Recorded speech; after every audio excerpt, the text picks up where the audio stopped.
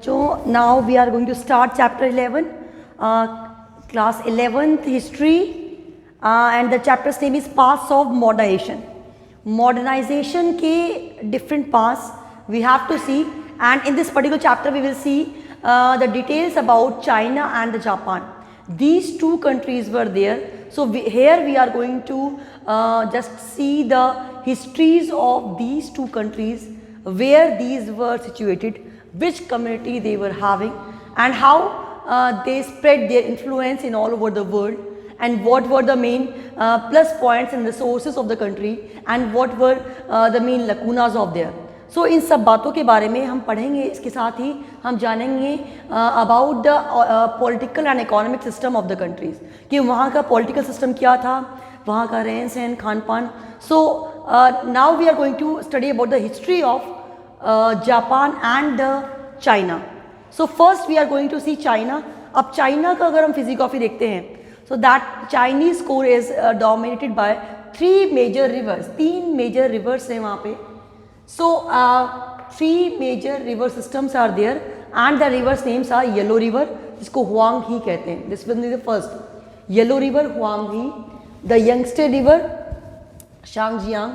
This is the third longest river in the world. कौन सी? The youngest river, Changjiang जिसको कहते हैं. This is the third longest river, and the third one is the Pearl River. So China is surrounded by these three river systems.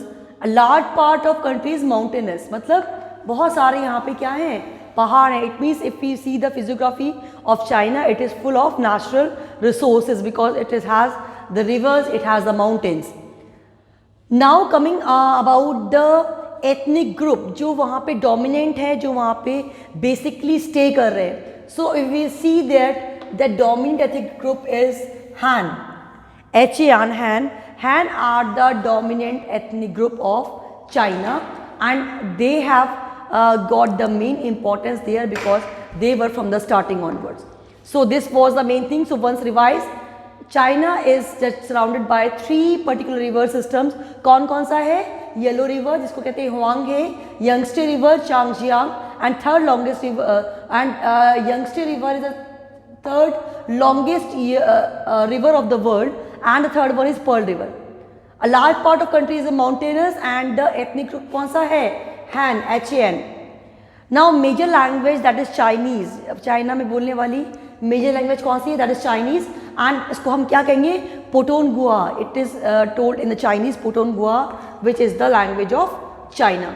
And if we see the food there, so we can find food diversity, various sort of foods we can find in the different regions of the China. So here we can find the food diversity also. So it was the brief description about the China.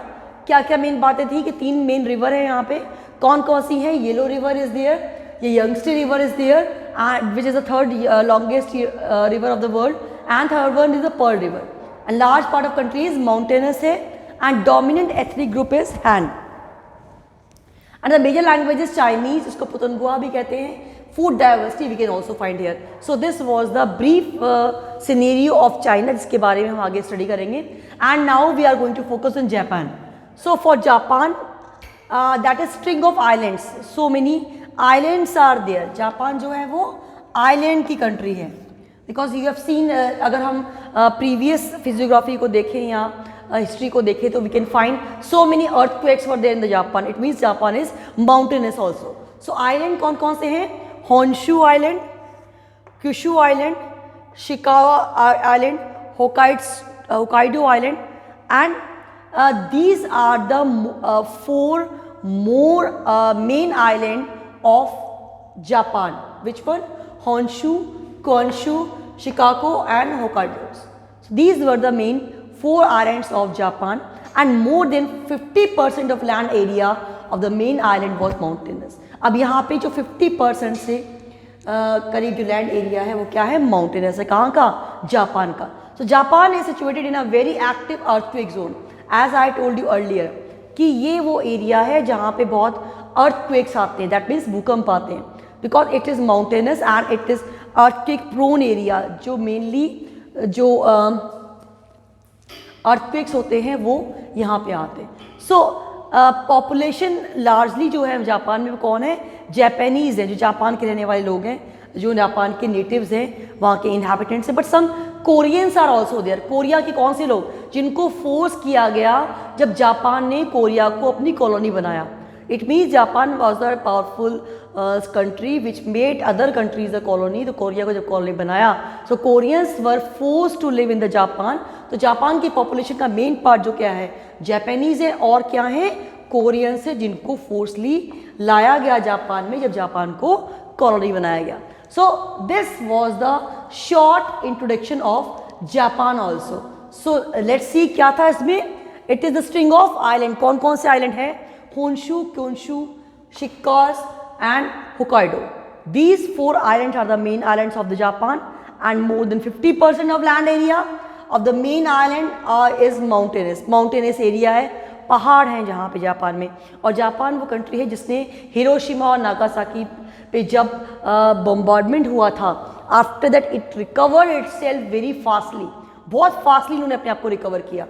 Then population largely Japanese and Koreans जो हैं वो forcely brought as a labour, and that Koreans जो जब लाए गए थे as a labour, जब Korea को यहाँ की कॉलोनी बनाया गया था। So at the whole we can see these particular 2 countries are different from each other, and now we will see the administration and the culture of these countries, कैसे उनका culture और administration develop कर रहा था।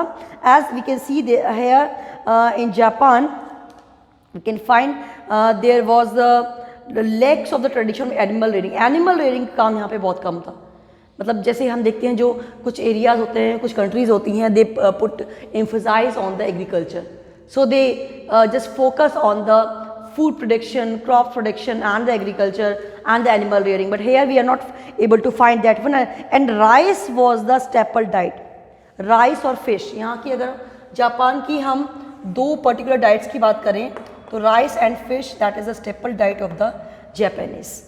So at a glance we can know about these particular 2 countries which are very prominent in the world, and here we will see the administration of Meiji administration, how came here and how the things change, and more about that what we are going to study.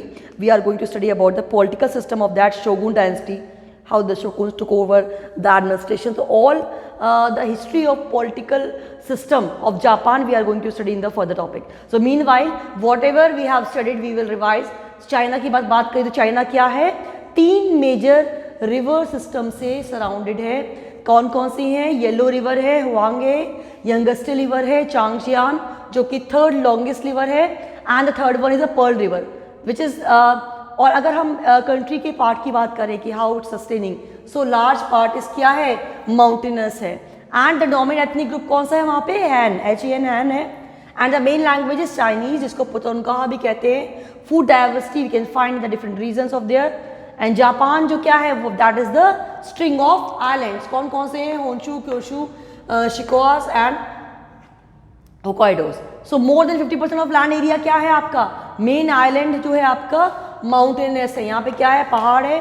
Earthquakes, भूकंप जो है वो बहुत आते हैं, earthquake zone है area, और यहाँ में रहने वाले मेन लोग कौन हैं, जापानीज हैं, और जापानीज के साथ में कोरियंस भी हैं। कोरियंस कैसे आए, forcely they were brought here as a labour work करने के लिए जब जापान ने कोरिया को अपनी कॉलोनी बनाया। So this is the glimpse of the starting of the chapter.